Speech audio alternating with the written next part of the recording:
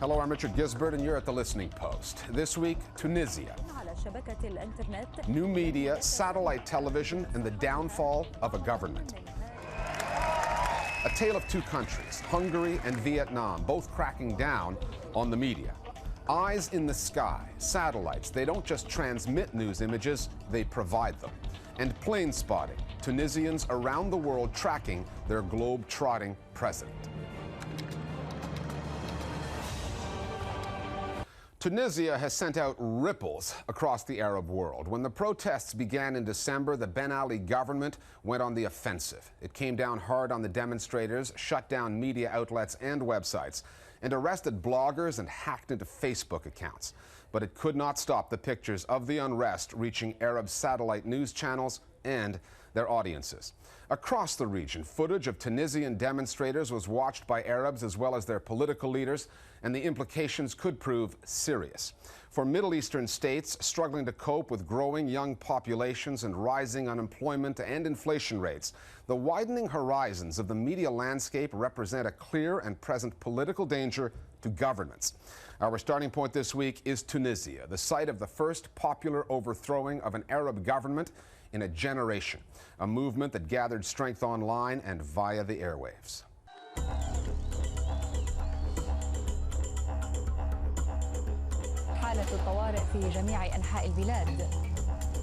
President Ben Ali has stepped down. In the early stages of the uprising, most foreign media outlets were locked out of the story by the authorities in Tunis. Images came from two sources, a select few from government-approved media and a torrent of social media provided by ordinary Tunisians that were picked up by channels like Al Jazeera. I recorded the protests moment by moment using my cell phone, and I got the video out to news agencies via the internet and Facebook. What they wanted to do really was to communicate with other friends, other relatives, other cities within Tunisia. But the power of the internet and the power of traditional media to magnify those cases allowed for it to reach a critical mass. It ended up being a building tool for this movement, a building tool for the entire country and perhaps the entire region in the coming years. I was definitely afraid at first, but I wanted everything we were filming to reach the outside world. We knew nobody was going to come down here and nobody could reach us. Thank God we were able to reach them. There's a strong motivational factor when people know that what they are doing is being seen around the Arab world and is being widely applauded and cheered. It gives you fortification, it gives you a sense of solidarity. It makes you feel that you're not just fighting your own little battle or for your own turf, that you're fighting actually a much bigger battle for a lot of other people. That sort of criticism of the president would never have appeared in any of the newspapers in Tunisia. To actually have it there on the internet where anybody, anywhere in the world, can see what they think of their president is a really big thing. This is not the first time so-called citizen journalists providing information and images have collaborated with mainstream media in telling the story of a revolt. Iran's educated youth has turned to Twitter. It happened in Iran in 2009 and Egypt 5 years earlier. But the relationship between new and traditional media has matured. If you go back to, say, Egypt in 2004, 2005, you had many of the same things that you saw in Tunisia. You had activists who were using blogs, forums, and various kinds of internet sites, including Facebook. And you had Al Jazeera and the other satellite television stations that were covering the demonstrations and the protests and were really helping to feed this notion of a dramatic change in Arab politics. So the raw material is the same, but this time there was I would say, a much tighter integration between the two, with Al Jazeera regularly and frequently using the user-generated content and rapid interaction between the two. You need to have a framing process. It's not just the pictures, it's what people make of the pictures. For the Tunisian authorities, that collaboration, new media feeding material to mainstream channels, was a two-headed monster. They could not stop thousands of social networkers doing their thing, but in the regime's dying days, it focused its efforts on television. The police were going around the cafes in Tunis, checking whether the television set in the cafe was tuned to Al Jazeera, and if it was, they were telling the cafe owner to change the channel. So, I mean, obviously, that is a huge thing. Twitter uprising. Western media were slow to pick up on the Tunisia story. The same U.S. news channels that feasted on the post-election protests in Iran, and before that on the democratic process in Iraq, found the downfall of a dictator who America backed much less newsworthy. It just didn't fit anyone's pre-existing political interests. I think now you're seeing the Western media race to catch up, and unfortunately they seem to be attracted to some superficial narratives. The crowds are using Twitter on their cell phones excitement to about mobilize Twitter and Facebook because that fits a pre-existing story about technology. I think this is a sign of the fact that very few people in the Western media really understand what's happening in Tunisia. Tunisia is now chock full of journalists, many of them working for Arabic language media. They're covering not just the post-Ben Ali story, but also the possible repercussions elsewhere in the Middle East. Clearly, what happened in Tunis and its media coverage around the Arab world will be an impetus for similar political challenges that will be manifested in different ways across the region. Now that it's started, it will inspire people throughout the Arab world who are similarly fed up with some of the same conditions that the Tunisians suffered to push their regimes and demand change and demand their rights as citizens.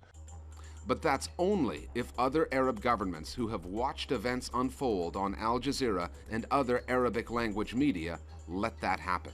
The other lesson is that they should do whatever they can to silence the media, to prevent protests from being covered, to crack down hard early so that protests can't begin to snowball and get out of control. I think that Arab leaders are extremely alarmed at what they saw in Tunisia, but as much as I would like to think that the response will be towards more openness, I worry that it will actually be in the opposite direction.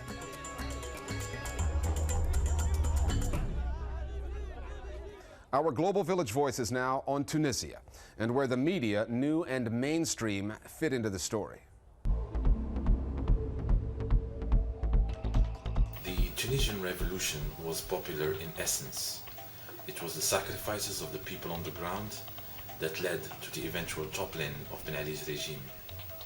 I do think, however, and I know that this is controversial, that the internet has played a catalyst role. I'm not in the business of diminishing the struggle of the people on the ground. The internet was not sufficient, but it was necessary to convince the middle class to join the movement. I think that the one lesson that we Arab citizens should learn from this is that information is key. If we share it wisely, we can drive those rotten Arab regimes out of history faster than we all hope. The lack of Western media coverage in the Tunisian revolution can be most attributed to the fact that Western media consider allies of the West, such as the Ben Ali dictatorship of Tunisia, as Arab moderates. What this produces is a double standard and a selective approach by the Western media when it comes to covering democratic uprisings around the world. The Western media will extensively cover demonstrations in Belarus, Burma and Iran, countries that aren't friendly to the West, but pay very little attention to similar uprisings in countries that are friendly to the West, such as Tunisia, Egypt and Morocco. It's time now for Listening Post News Bites. In Hungary, critics are calling new media legislation just passed there Europe's most restrictive media law. An estimated 10,000 Hungarians protested against that law which went into effect on January 1st. The legislation subjects broadcasters to fines of close to $1 million and newspapers and websites to fines of more than $100,000 for coverage deemed unbalanced or immoral. Opponents call the law an attack on free speech that harkens back to the communist era.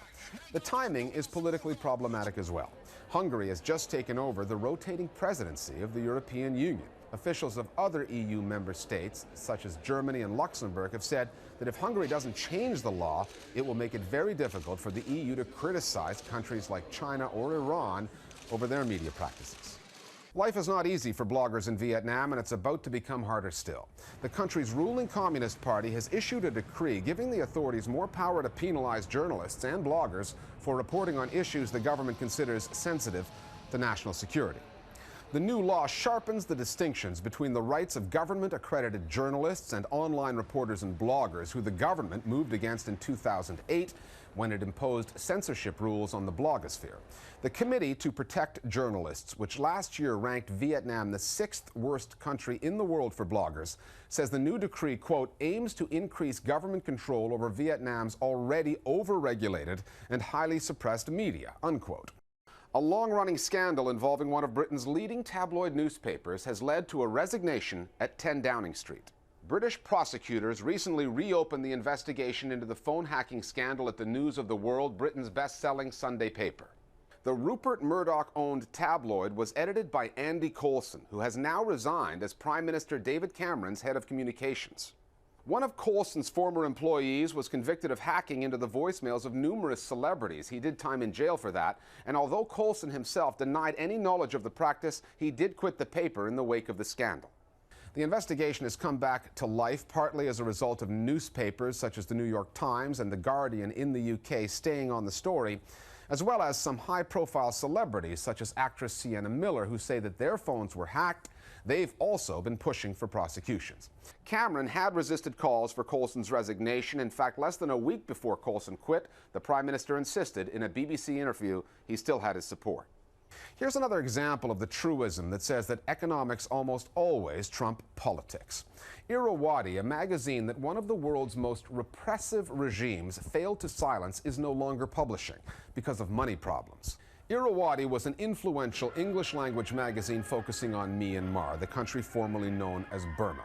It operated from across the border in Thailand and offered the kind of critical reporting on Myanmar that the military government does not tolerate in its domestic news outlets. Irrawaddy was founded as a newsletter in 1993 and will continue to run its website, but its founder, Aung Za, admits it will not be easy to survive on online revenues alone. The magazine had a tiny circulation, roughly 5,000 copies a month, and was therefore dependent on readers' donations, which have apparently dried up during the economic slowdown. The idea behind Benjamin Netanyahu's annual meeting with foreign reporters is to create a civil dialogue between the Israeli Prime Minister and the news media. The most recent meeting didn't quite work out that way. The Foreign Press Association in Israel has sent a letter to the Prime Minister's office saying it is outraged over the treatment that its members received at the hands of Israeli security personnel at the meeting. Al Jazeera journalists say they arrived early but had to go through 2.5 hours of security checks while other foreign media were allowed to enter. Many journalists, including a Wall Street Journal reporter, were strip-searched. Some found that the process was so humiliating they refused to undergo it and just went home. The Foreign Press Association said that, quote, while we appreciate the need for security, it is not remotely acceptable to invite people for cocktails at a 5-star hotel and then make them undress at the door, unquote. The Jerusalem Post then reported that a spokesman for Netanyahu's office has expressed his regret that the journalists were treated in an unbecoming manner. When governments sponsor technological innovations, there's usually something in it for them, and it often has to do with national security. But when those projects are turned over to the public, they can take on a life of their own. The internet is a prime example of that. Similarly, the surveillance satellites first launched into orbit at the height of the Cold War so that the US and the Soviet Union could keep an eye on one another have become an increasingly powerful journalistic tool. Images of Earth captured by commercial satellite companies, curated by software applications like Google Earth, and then contextualized by data-minded map makers are not only providing the media with new ways of illustrating stories, but new ways of investigating them. The Listening Post's Jason Mojica now on the fusion of satellite imagery and the news media. In the early 80s, when British prog rock band the Alan Parsons Project sang about surveillance from on high, satellite imagery was still the exclusive domain of governments and spy agencies. I am high in the sky, looking at you. I can read your mind. But it wasn't long before the public gained the power to use these cameras, positioned hundreds of kilometers above the Earth, to reveal previously unknown truths about the world we live in. There's a certain mystique and mystery associated with satellite imagery because the technology was born from the intelligence community. So as this technology has moved from the world of intelligence to the world of commerce, this mystique moves with it. We do know that a zone of deadly radiation is being released from the damaged plant, and the accident is far from over. The first real use of it was when the Russian nuclear reactor at Chernobyl exploded, and U.S. News took thermal image, a really grainy thermal image of the reactor, and that forced the Russian government to have to admit that the problem was much more severe than it really was. For the first time, news organizations realized that satellite images could become part of their news-gathering toolkit. Looked like before the earthquake and after. Well, every story has a who, what, why, when, and where. And commercial satellite imagery taken from Earth imaging satellites in outer space can help with many components of those questions. But in the 1980s, price was an obstacle. When the first high-resolution commercial satellites were launched, it was, $2,000 or $3,000 for a scene, and you had to order it fresh. And then the satellite would take a picture and it would be cloudy. And so you'd have to wait until there was a cloud-free day to get an image of what you wanted. But by the 1990s, as the image archives of companies like GeoEye and Digital Globe grew, the price dropped. Enough so that in 2004, American magazine Reason used satellite images to make a provocative point about privacy. They had a special cover for every single subscriber that showed a satellite view of your location. So it would just pull off the address from your subscription. And that was quite unnerving at the time, just like, ooh, because it was this whole idea of somebody's watching you. In 2005, Google decided to get in on the game and changed everything. They purchased a company called Keyhole and rebranded its virtual globe program as Google Earth, giving satellite imagery and powerful tools to understand it to the masses. Well, Google Earth has virtually changed the way we look at the world. There's been over 700 million downloads of the Google Earth program. That attests to its value and its utility in modern societies. They basically have gone to the satellite companies, Digital Globe, GeoEye, and they have basically bought out their entire archive of cloud-free imagery and populated the Google Earth database with nothing but clear, beautiful images that are essentially free. These images have made Google Earth a useful tool for learning geography, but it's also created a new way of consuming media. Take a spin around Google Earth and you'll find New York Times stories plotted by location, and thousands of geotagged photos and videos pinpointing everything from political turmoil to bored teenagers. More impressive are the ways that people have used Google Earth to create mashups of maps and data, as first seen in 2005 with chicagocrime.org. So the term mashup is actually from music, where you take two songs and mash them up together. Last night a DJ saved my life.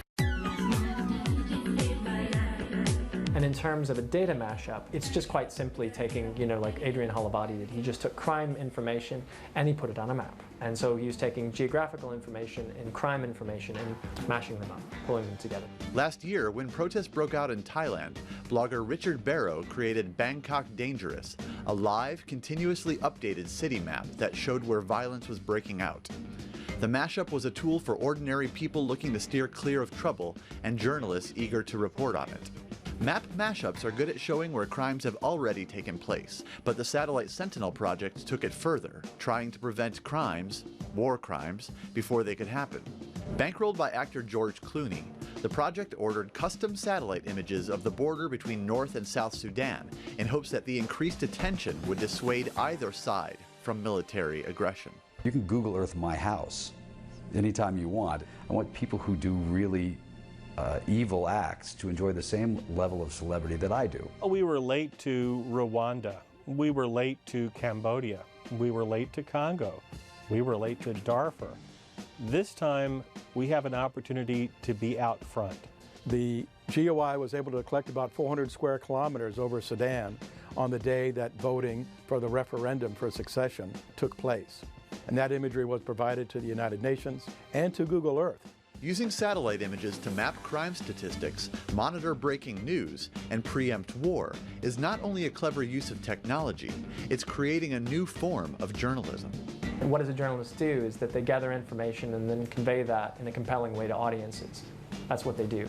And I think, in this day and age, some ways we're doing that is through interactive graphics or interactive experiences. But most news organizations have yet to use satellite imagery to its full potential.